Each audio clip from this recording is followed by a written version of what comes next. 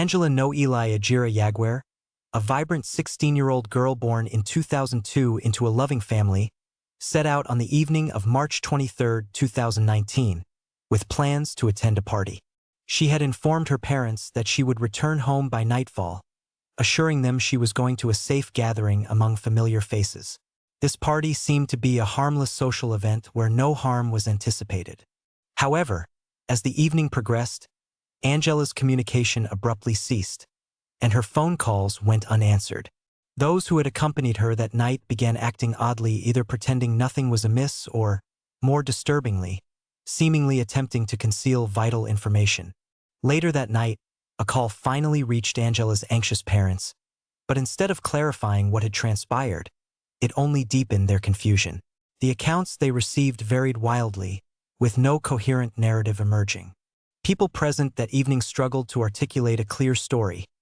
Some offered minimal details, while others overshared, yet none painted a consistent picture.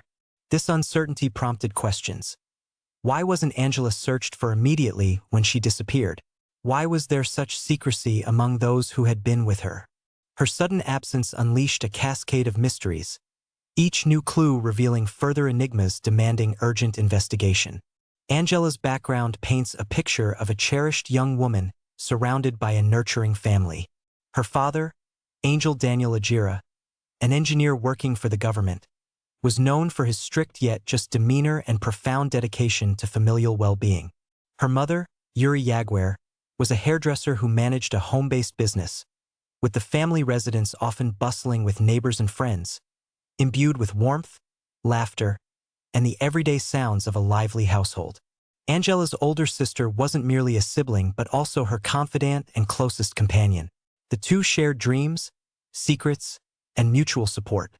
Ángela found joy in assisting her mother at the salon, experimenting with makeup, and practicing her newfound nail art skills, which quickly became popular among her peers. Known for her natural charisma, Ángela effortlessly connected with others. She was energetic, kind-hearted, and authentic, traits that endeared her to many. Yet beneath her easygoing exterior lay a thoughtful young woman contemplating her future, pondering career paths and striving for success. Instilled with values of hard work, compassion, and community support by her parents. On the night of the party, Ángela's plans shifted.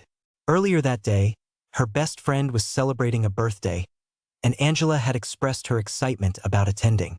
However, her parents, concerned for her safety due to the friend's neighborhood, denied permission.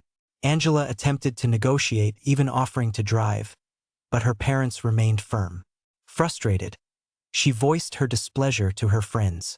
It was then, on the same morning, that she received a message from José Alberto Shadenho, a young man from an affluent family, whose father was a businessman and mother deeply connected in high society circles. José Alberto's privileges included luxuries far beyond those of most peers, exclusive clubs, travel, and freedoms that Ángela's circle could only imagine. Ángela and José Alberto's acquaintance began about 3 years prior, initially casual through mutual friends.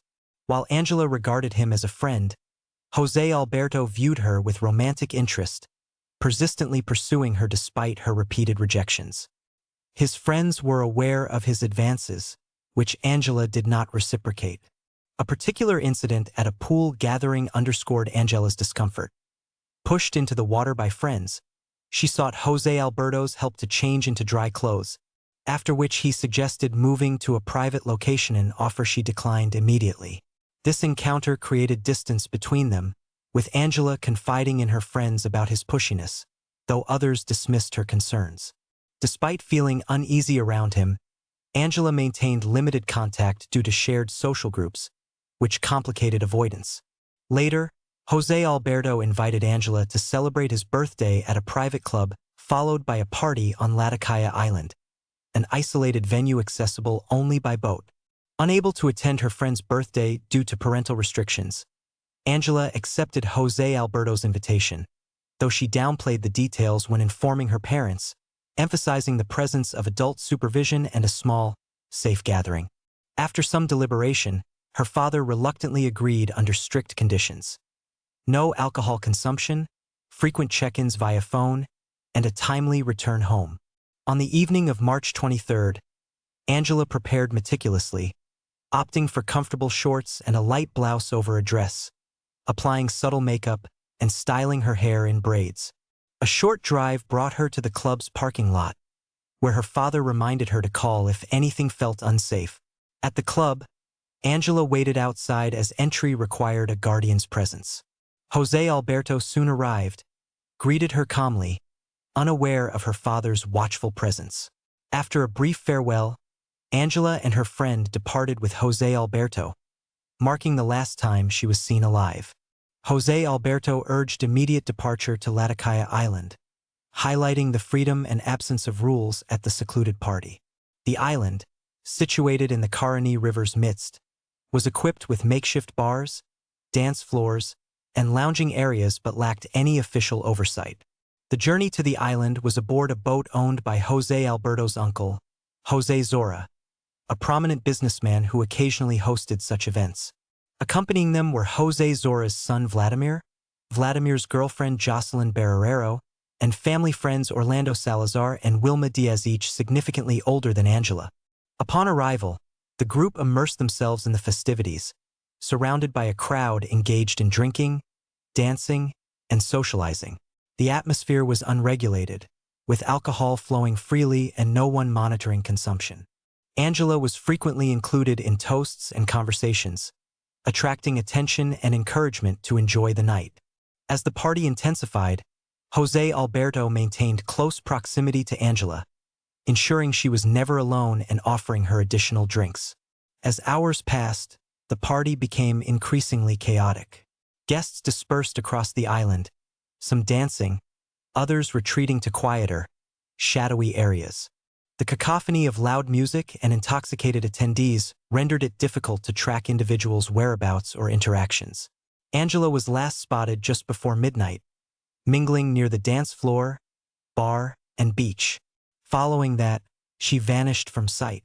Initially, some assumed she had sought solitude or left early, but no one took steps to verify her safety or whereabouts. Her dead phone battery was overlooked as a possible warning sign. As the crowd dwindled and the music softened, awareness of Ángela's absence grew, yet no one initiated a search or alerted her family. Fear of causing disturbance or uncertainty due to intoxication likely contributed to the inaction, with each attendee assuming someone else would intervene. Eventually, the group departed, leaving the dark, deserted island behind. Back home, Ángela's parents grew increasingly concerned as 8:00 p.m. the agreed pickup time passed without contact. Her father arrived early at the club's parking lot and repeatedly called her phone, receiving no response. Initially hopeful that noise or busy activities explained the silence, his worry intensified over time. Contacting his wife, he learned Ángela had not reached out to her either, confirming their growing fear. Desperate, they reached out to Ángela's friends and others who had been at the party, only to discover she had never been at the club as planned. Despite frantic attempts, 56 calls over several hours, Ángela remained unreachable. At approximately 2 a.m., an unknown number contacted her father. It was José Alberto's mother. Her vague and unsettling revelation that Ángela had fallen off a boat shattered the family's remaining hope. She appeared uncertain herself, unable to provide clear details, raising troubling questions. How had Ángela transitioned from a club party to being in the water? Why had no one informed the parents earlier? Why was no immediate help summoned? This call confirmed the parents' darkest suspicions. Something terrible had occurred. They urgently contacted law enforcement at 4 a.m. to initiate a search. Disturbingly, authorities responded with indifference, citing a 72-hour waiting period before treating a person as officially missing. They suggested Ángela might have lost track of time or simply drained her phone battery. However, her parents knew their daughter well and believed she would never vanish without explanation or communication. Refusing to wait, the family took independent action. Ángela's father confronted José Alberto's family, seeking answers about who had been present, who last saw Ángela, and who might have witnessed her fall. Responses were evasive and confusing. Meanwhile, Ángela's mother contacted all her daughter's friends, learning that no one was aware Ángela had been on Latakia Island, confirming that Ángela had purposely concealed her true plans. Turning to social media at 6 a.m., the family shared pictures and descriptions, appealing for assistance. The posts gained traction, with many recalling a large group partying on the island the previous night, including young men and women drinking and socializing, one resembling Ángela. The gravity of these memories hit home. Determined, Ángela's parents visited the dock where the boat departed, questioning staff about oversight or incidents. They found silence and no official records. The boat trips that night had not been monitored, despite nighttime river travel being illegal. As public interest surged online, criticizing police inaction, the family organized riverbank searches. Yet, the next days would bring heartbreaking news. On March 26th, fishermen discovered a body caught in river branches several miles upstream from the supposed fall location. Police confirmed it was Ángela's. The initial forensic examination complicated the matter. Ángela wore a wetsuit and life jacket, making accidental drowning unlikely. The body's position contradicted natural river currents, suggesting she did not drown where witnesses claimed she fell. Further autopsy findings revealed multiple traumatic injuries, including cuts and bruises to her head and face consistent with blows, signs of violent assault, and indications she was unconscious before entering the water. The cause of death was ruled as asphyxiation due to drowning. The family's anguish deepened, realizing the full horror far exceeded their worst fears. Despite public outcry, the government remained silent, and police withheld clear information. The Aguirre family, however, refused to stay silent, demanding justice and accountability. Social media buzzed with outrage, suspecting a cover-up to protect influential individuals. 2 days after the initial report, authorities issued a contradictory second autopsy ruling no foul play, attributing injuries to accidental collisions with rocks during a fall and suggesting the life jacket malfunctioned. This reversal shocked the public and devastated Ángela's family, who rejected the new narrative. Questions abounded. How could she drown wearing a life jacket? What caused the wounds? Why the conflicting reports? The family accused the government of corruption and called for an independent international forensic review. Protests erupted beyond online platforms, with growing numbers challenging systemic corruption and impunity. Investigative journalists uncovered inconsistencies in witness statements, tampered documents, and missing evidence. A major news outlet exposed attempted bribery of the judicial system involving $100,000 in cash and gold to close the case, fueling public outrage and demands for resignations and justice. Ángela's case became emblematic of the fight against crime and corruption in Venezuela. After months of relentless pressure, the case went to trial.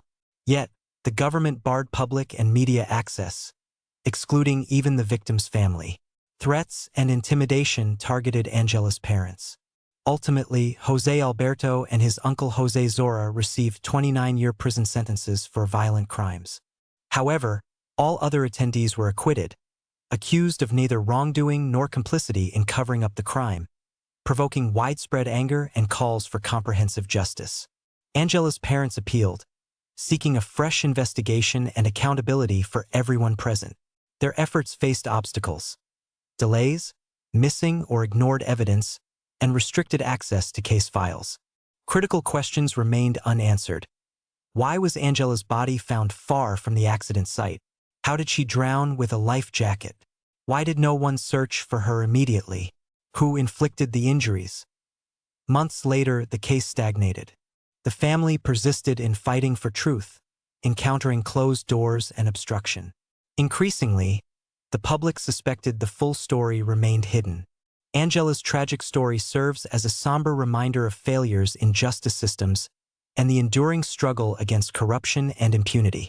If you seek further true crime stories or detailed case analyses, please like, subscribe, and activate notifications. Your opinions and insights are invaluable. Feel free to share your thoughts below.